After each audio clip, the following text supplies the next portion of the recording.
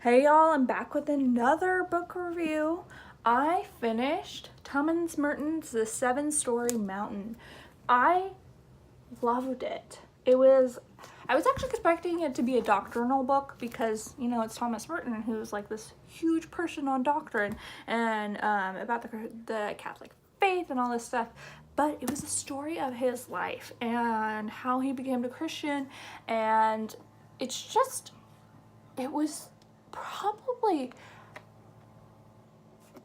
one of the best autobiographies I've ever listened to or read, like ever. And like I've read a lot, obviously, and I just was like so.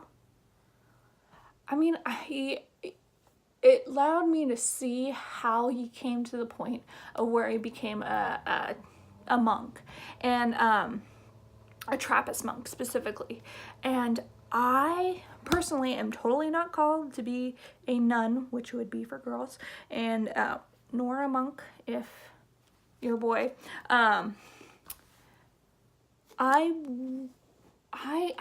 understood his mind and seeing how he got to that point and why he thought the way he did, and just seeing that allowed me to appreciate why nuns and monks take a vow of chastity and decide to do all of that and never get married. And like I was just like, oh, that like I always knew, like, hello, we all grow up with Catholicism all around us, and we're always just like, why would you ever do that? And it's totally, I'm not saying this is totally me being like, I was totally biased at one point. Most of us have probably seen The Sound of Music, and we're like, oh yeah, she totally shouldn't have become a nun. But like, you look at those other women, and they're like, why did they become nuns? And it's just like, sorry, Sound of Music's like the best example I have for that. You get to see inside his mind and how he decided to become a monk and how he was called to do that. And like, I know I'm not called to do that. I don't know if anybody else I know is called to do that. It's really up to them. But it was just such an eye-opening, and it made me appreciate it more. And the fact that the biggest thing is the acts of service. Like, apparently I've been reading a lot about how to make life better and how to be a better influence on other people, and how to love myself and love other people. And like, I even listened to a video this morning that had to do about the importance of loving other people and showing even your enemy, person you hate with all your might, and showing them love. And I was just like, the fact that he shows love and he's devoted to this, or devoted his life to this, and I'm just like, that is so powerful. And like, I can see why he did it, and like, I can understand where his mind was and how he came to do this, and I just appreciate him more. And I'm glad that I actually read this before I read his doctrine again, because I've read stuff because I had to read it for college and for high school and probably in elementary school, because I had a really they really believed in doctrine and making sure you understood what you did. But I don't think my brain really grasped it until more recently. And the more like I'm rereading some stuff, getting to know other people, I'm like, I'm so glad that I read this before I read any of his books, because it makes me allows me to see into his mind. And I know that his books are drastically different from the way he writes this, because it's more on teaching, and this was more on like his faith and his life and what he did and how he chose to do this. And like, I would totally recommend, before you read any other Thomas Merton, you should read this, just so you can understand his mind and you can understand why he's doing this, what he chose, the people that he influenced his life. I mean, this man studied at Cambridge and Columbia.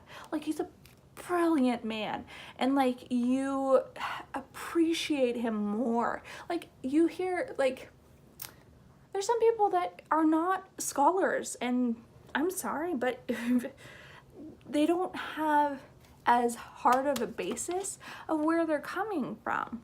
They just say, oh, I believe this, and they don't like give the proof or be like, no, like this is like, and he was another St. Augustine where he was like such a debauchery lover and like totally went away, was not near God at all, and then all of a sudden everything changed and he was, and I mean, he wasn't like, well, St. Augustine's kind of an extreme example, but it was kind of like that. He was kind of a wild child. And it's interesting that his life was so changed that he became a Trappist monk, which is on the other side of the spectrum completely.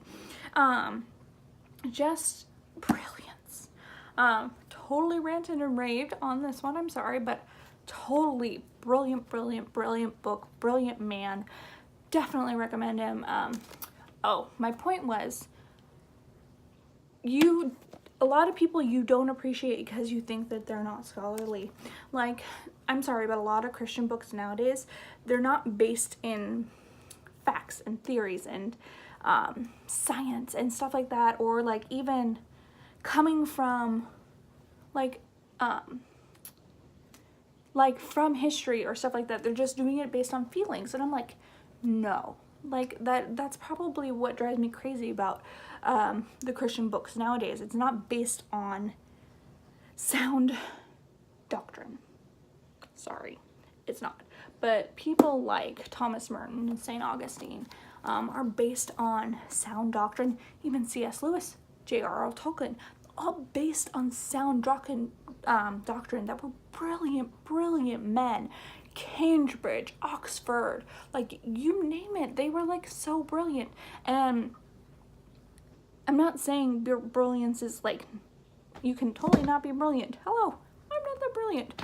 But it's just like, it's better to come from a place of knowledge than to come from a place of just being like, this is the way it is because I believe it.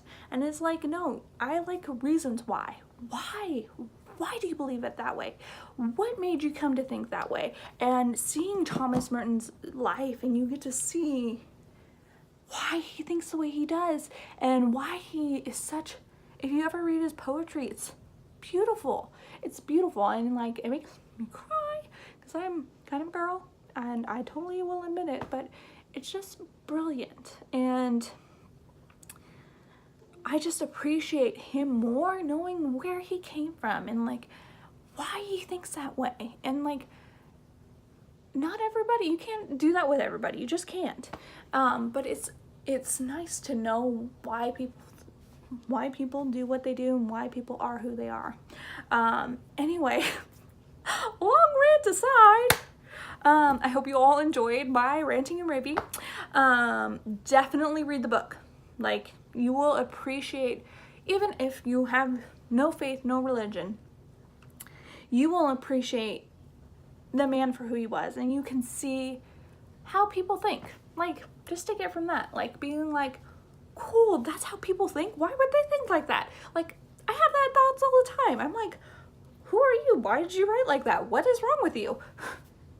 But it allowed me to see like, oh my God, that makes so much sense. Anyway, I hope you all enjoyed. I promise that I'm ending this time. If you liked the video, subscribe. If you didn't, you never have to watch me again. If you have any recommendations of what I should read next, just leave it down in the comments below. And you all have a great day.